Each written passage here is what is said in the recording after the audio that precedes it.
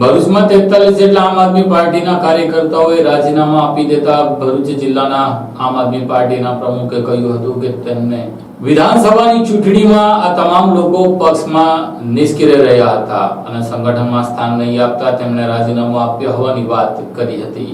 ભરૂચ જિલ્લામાં આમ આદમી પાર્ટી અને ભરૂચ વિધાનસભાના 43 કાર્યકર્તાઓએ સામૂહિક રાજીનામું ધરી દેતા રાજકારણ ગરમાયું હતું। લોકસભાની ચૂંટણીના પડઘમ વાગતા જ ગુજરાતમાં આમ આદમી પાર્ટીના ધારાસભ્ય ભૂપત ભાયાણીએ પાર્ટીમાંથી રાજીનામું આપી દીધું અને ભાજપમાં જોડાવાની અટકળો છે તો બીજી તરફ ડેડિયાપાડાના ધારાસભ્ય સામે પોલીસ ફરિયાદ નોંધાયા બાદ આજરોજ પોલીસ સમક્ષ આત્મસમર્પણ કર્યું। ત્યારે આપની નાવડીમાં સવાર ભરૂચ જિલ્લા આમ આદમી પાર્ટી ભરૂચ વિધાનસભાના 43 કાર્યકર્તાઓએ સામૂહિક રાજીનામા ધરી દીધા છે। હોદ્દેદારોએ પ્રદેશ પ્રમુખ ઈસુદાન ગઢવી અને માઇનોરિટી પ્રદેશ પ્રમુખ અમજદ પઠાણને રાજીનામા આપી પોતાની નારાજગી ઠાલવી હતી। એક તબે 43 જેટલા કાર્યકર્તાઓએ રાજીનામા ધરી દેતા ભરૂચમાં ફરીથી રાજકારણ ગરમાયું છે। અત્રે ઉલ્લેખ કરવો રહ્યો કે તાજેતરમાં જ આમ આદમી પાર્ટીના પ્રમુખ ઉર્વી પટેલે પાર્ટીમાંથી રાજીનામું ધરી દીધું હતું। ત્યારબાદ તેમના સમર્થનમાં વધુ કાર્યકર્તાઓ પાર્ટી છોડી રહ્યા હોવાનું પણ અંતરંગ વર્તુળોમાંથી જાણવા મળ્યું છે। ત્યારે આમ આદમી પાર્ટી ભરૂચ જિલ્લાના પ્રમુખ પિયુષ પટેલે જણાવ્યું હતું કે કાર્યકર્તાઓએ રાજીનામા આપ્યા છે તેઓ વિધાનસભાની ચૂંટણી બાદ પક્ષમાં સક્રિય હતા જ નહીં, જેથી તેઓએ નવા સંગઠનમાં સ્થાન ના આપતા તેઓએ પાર્ટીના લેટરપેડનો દુરુપયોગ કરી આ કૃત્ય કર્યું છે। જે બાબતની જાણ અમે પ્રદેશ કક્ષાએ કરી છે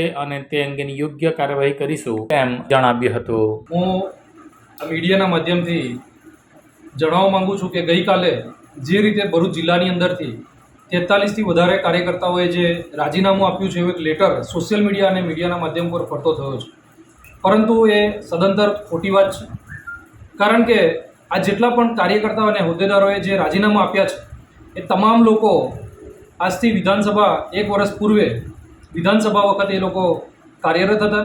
ત્યારબાદ સમગ્ર ગુજરાતની અંદર જે કંઈ પણ બોડી હતી જિલ્લાની અને પ્રદેશની એ ડિસ્ટ્રોઈડ કરી અને નવી બોડી જાહેર કરવામાં આવી હતી, પરંતુ નવી બોડીની અંદર એ લોકોને વારંવાર મિટિંગમાં બોલાવ્યા પછી પણ એ લોકો ન આવ્યા।